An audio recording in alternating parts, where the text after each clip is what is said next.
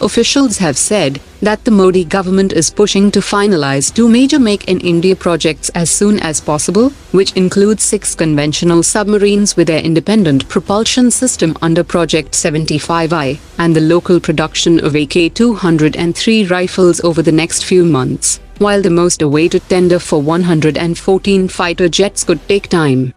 The request for proposal for Project 75I will be issued next month, while the AK-203 formal contract will be ready in September, and will be signed during the upcoming Indo-Russian bilateral summit in October. The defense establishment has also started the work to issue formal tenders for the local production of 111 naval utility helicopters program and 200 Kamov helicopters. The Indian Defence Minister has launched 2 test equipments for the Konkurs anti-tank systems and launchers, which have been indigenously designed and developed by Bharat Dynamics Limited for checking the serviceability of the Konkurs systems. These test equipments were earlier imported from Russia, and now the indigenous test equipments will lead to substantial foreign exchange savings for the country.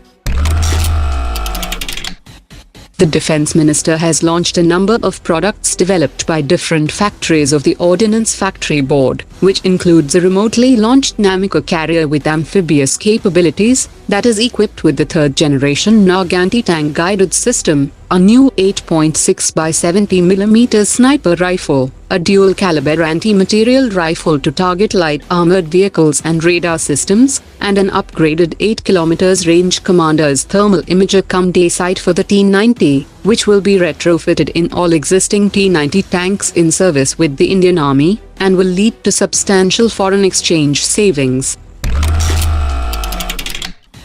The Defence Minister has launched a new medium bulletproof vehicle indigenously designed and built by Bharat Earth Movers Limited.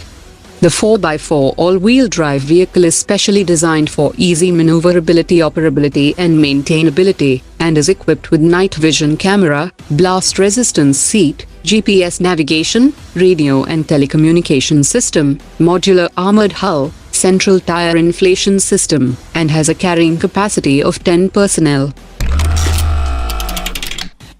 Gaur Shipyard Limited has launched the 4th in the series of 5 offshore patrol vessels for the Indian Coast Guard.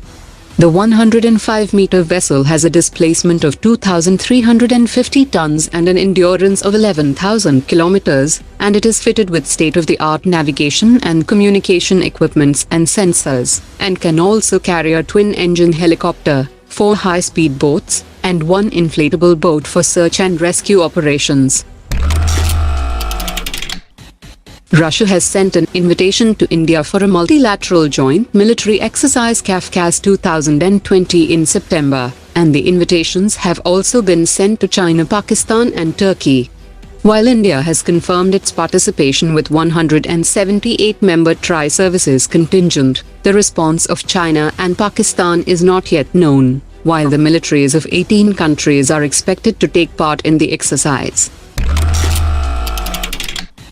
The Indian External Affairs Minister has told his Maldivian counterpart that India will support Maldives' connectivity project with a grant of $100 million and a new line of credit of $400 million,